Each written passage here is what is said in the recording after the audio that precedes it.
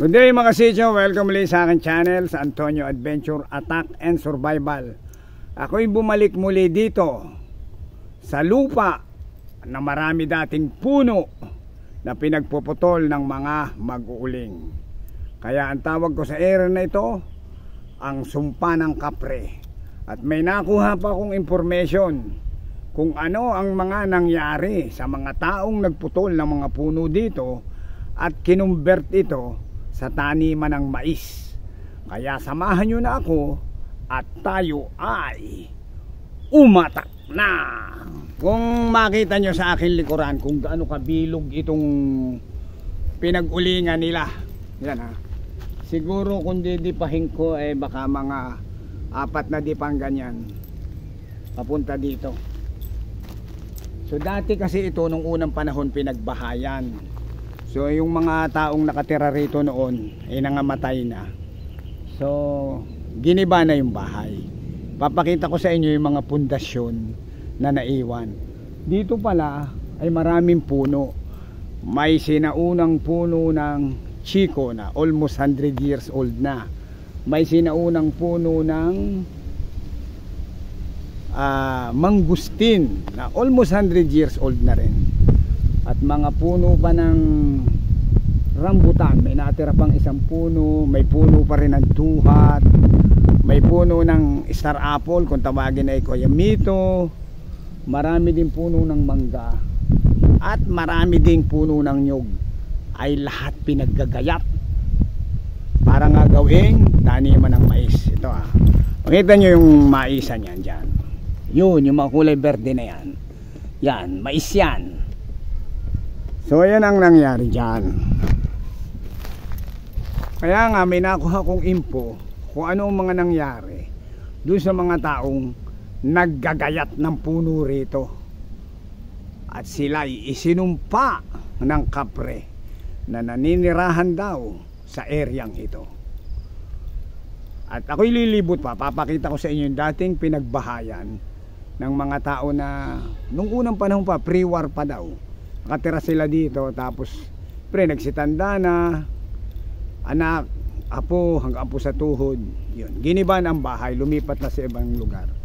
At ito, up for sale na raw itong lupang ito. Kaso lang walang gustong bumili kasi ang mga tumitira rito ay minamalas. Ayan, kung makikita nyo dito, ito lumang hagdanan.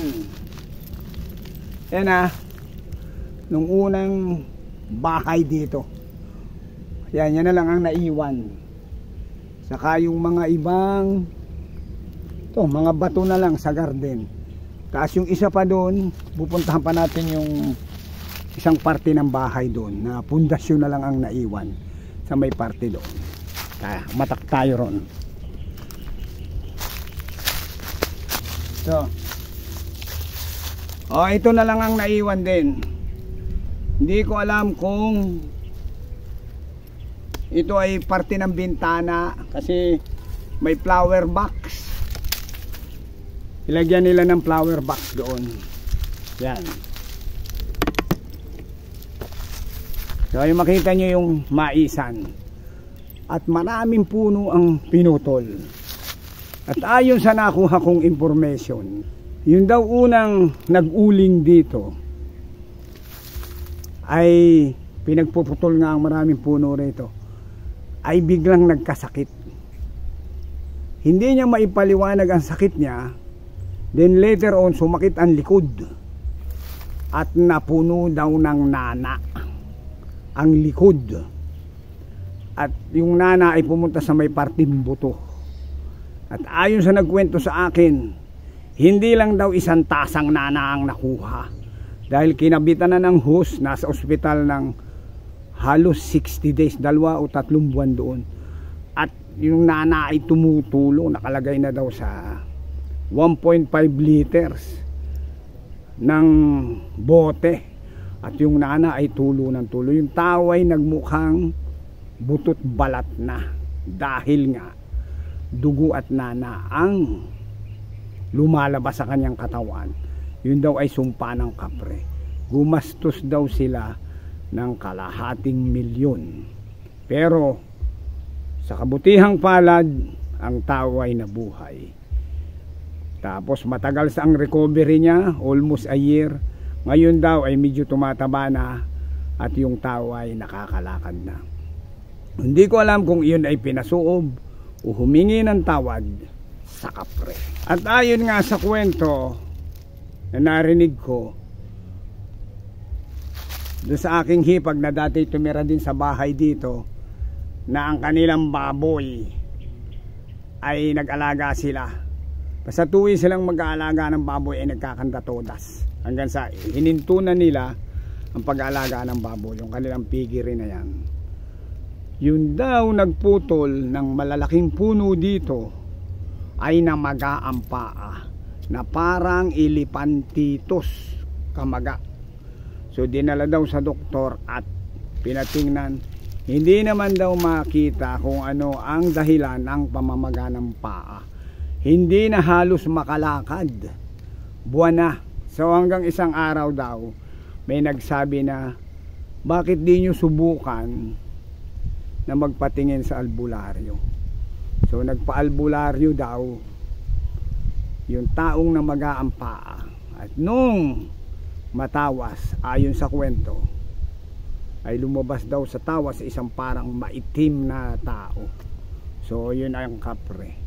Isinumpa din siya. Kaya ngayon wala pa ring haba sa pagputol, pero delikado pa rin ang kanyang paa kung hindi siya magtatabi nuno. Kaya kailangan magtabi nuno muna siya, o tabi po kapre, bago siya gumayat ng puno. Dahil totoo pala talagang maraming elemento sa kalikasan. Ayon sa mga nagkwento sa akin tao dito, kung pupunta ka sa gubat na gubat talaga, makakarinig ka ng mga parang iba't ibang klaseng tunog. Yung parang forest cathedral, yung talagang nakakamuflage ang gubat. May marinig ka dong mga kung ano-ano.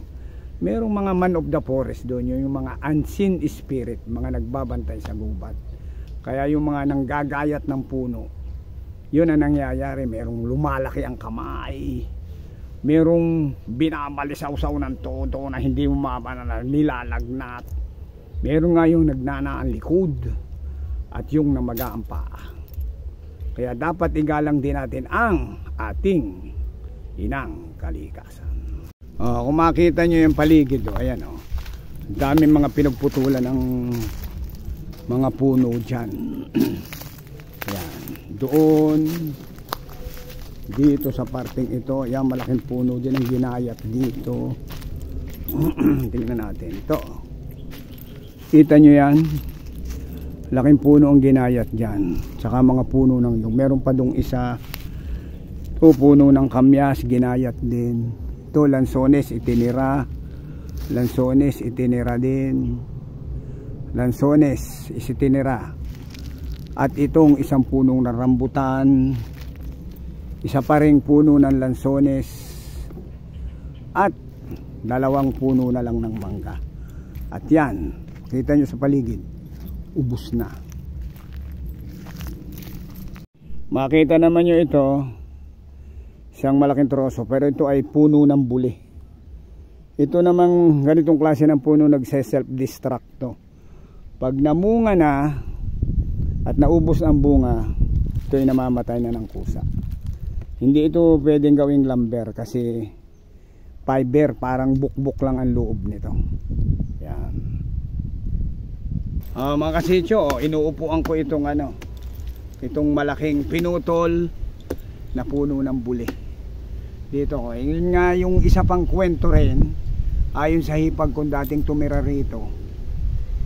Sila daw ng kanyang asawa ay nakakita ng malaking bola ng apoy, sinlaki ng basketball na gumugulong gabi, dumadaan sa mga tuyong dahon, yung mga dahon at saka mga tuyong kugon.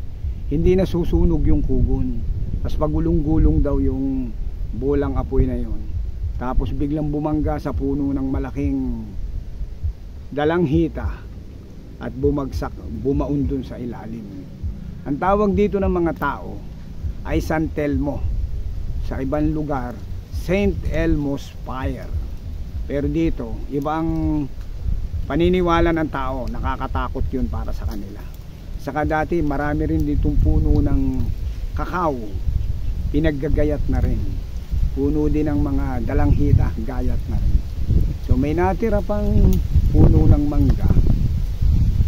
Yun, hindi nila maputol kasi tuwing babalakin putulin, kakasakit ang lamber dyan, manggagayat ng puno. At minsan nagmamalfunction ng power so. Pero pag umuwi na sa kanila, umi-start naman daw. So hindi na nila pinagtangka ang putulin yung puno na dito. Yan. Yung puno na yun, oh. Mangga yun, yan. Pasityo ko, sana nagustuhan nyo ang aking kwentong sumpa ng kapre, kababalaghan dito. Kaya hanggang sa susunod na Antonio Adventure Attack and Survival at Kababalaghan Stories, ako'y babakfire na. Bye bye.